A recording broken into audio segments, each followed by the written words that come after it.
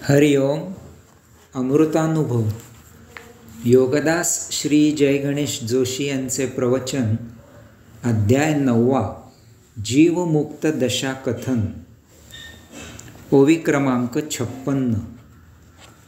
ना समोर दिसे शिवूही, परी देखिले काही नाही. देवभक्ता दोही, एकुची पाडू. अर्थात समोर काहीही न दिसल्यामुळे कैवल्य स्थितांना शिवदर्शन होत नाही, कारण शिव आणि कैवल्य स्थित यांची दृष्टी एकच झालेली असते. आता माऊली कैवल्य स्थितांची अति उच्च अवस्था सांगत आहेत. ते सांगतात की अशांना आता दृष्टीसमोर काहीही दिसत नाही, कारण ते स्वतःच शिव झालेले असतात. आता त्यांना शिवदर्शन असे काही निराळे होत नाही.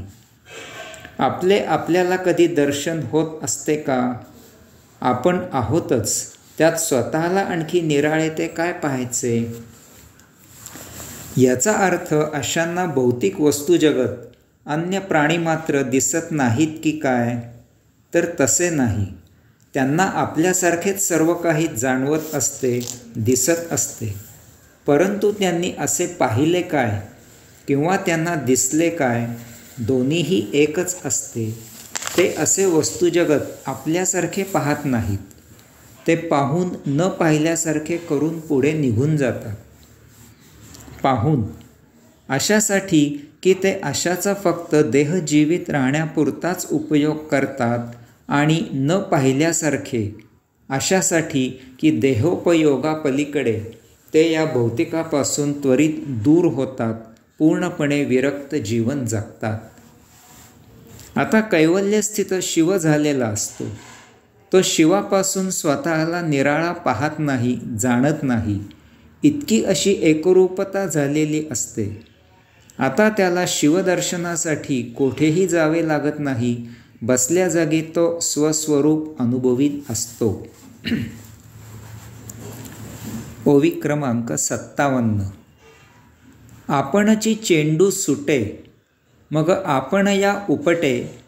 तेणे उंदळता दाटे, आपण पाची. त्यालाच जोडून ओवी क्रमांक 58. ऐसी जरी चेंडू फळी, देखिजे का केवेळी. तरी बोलिजे हे सरळी, प्रबुद्धाची. अर्थात चेंडू आपला आपण खाली पडतो आणि आपला आपण वर उसळी घेतो. अशाच प्रकारे आपले आपण परमचैतन्य उसळत असते. असा हा एकत्वाचा चेंडूफळीचा खेळ जर उमजला तर आत्मपरब्रह्माची स्वलीला ज्ञात होईल. साक्षात्कारित कैवल्यस्थित योगी जळी स्थळी काष्ठी पाषाणी चराचरात असे सर्वत्र विश्वांसह विश्वांमध्ये ब्रह्मांडासह ब्रह्मांडामध्ये एका आत्मपरब्रह्माशिवाय अन्य काहीही नाही असे आत्मपरब्रह्म तत्व प्रत्यक्ष अनुभवितो. हे असे कसे असते ते माऊली आपल्याला एका साध्या उदाहरणाने समजावून देत आहेत. आपण जेव्हा चेंडू खाली जमिनीवर फेकतो तेव्हा जमीन म्हणजे जणू काही फळी, बॅट आहे. अशा प्रकारे तो चेंडू वर उसळी घेतो आणि पुन्हा आपल्या हातात येतो. आपण हाताने चेंडूला पुन्हा पुन्हा टप्पा देऊन टप्प्यांचा खेळ खेळू शकतो. माऊली सांगतात की आता समजा की आपण चेंडू खाली जमिनीवर फेकलेला नाही, परंतु तो चेंडू त्याचा तो जमिनीवर पडला. त्याने वर उसळी घेतली आणि मग तो चेंडू पुन्हा पुन्हा असा टप्प्यांचा खेळ खेळू लागला तर? माऊली म्हणतात की अशाच प्रकारे परमचैतन्य या ब्रह्मांडात आपले आपण अव्याहत उसळी घेत असते. समुद्रात लाटा उसळल्या की जशी गर्जना होते, तसेच परमचैतन्याची त्यावेळी जी गर्जना होते ती म्हणजेच ओंकार. त्यायोगे ब्रह्मांडात सर्वत्र परमचैतन्य परम ऊर्जा अव्याहत पसरली जाते, पसरतच राहते. सर्वत्र अव्याहत सृजन होत असते, होतच राहते. ब्रह्मांडात उत्पत्ती स्थिती लय असे अव्याहत होत राहते. सृजन होते, ते काही काळ टिकते आणि यथाकाळी ते जुने होऊन लय होते आणि हे असे अव्याहत सुरूच राहते. यामुळे ब्रह्मांडात सतत नाविन्य असते. ब्रह्मांड सतत ताजेतवाने टवटवीत असते. यालाच चैतन्य असे म्हणतात. चैतन्य सदा उल्लसित असते, उत्साहात असते, सळसळत असते. कैवल्यस्थित योग्याला हा प्रभूचा खेळ, ही प्रभुलीला प्रत्यक्ष जाणवते. तो ही प्रभुलीला प्रत्यक्ष अनुभवितो. हा वैश्विक चेंडूचा टप्प्यांचा खेळ, हा वैश्विक क्रिकेट तो पाहतो आणि त्याचा परम आनंद घेतो, कैवल्य आनंद अनुभवितो. या योगे कैवल्यस्थित योगी सदा बहार असतात, सदा प्रफुल्लित असतात, सदा सृजनात्मक असतात, सदा बहरलेले असतात. ओवी क्रमांक 59.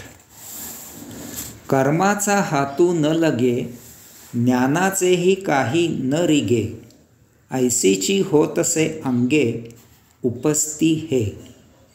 अर्थात येथे उपासना स्वअंगी मुरलेली असते. त्यासाठी कर्म ज्ञानाची आवश्यकता असत नाही. आता अशा आत्मस्थित योग्याला अकर्मयोग प्राप्त झालेला असतो. त्याला उपासनेसाठी काही कार्य कर्म कृती करावी लागत नाही.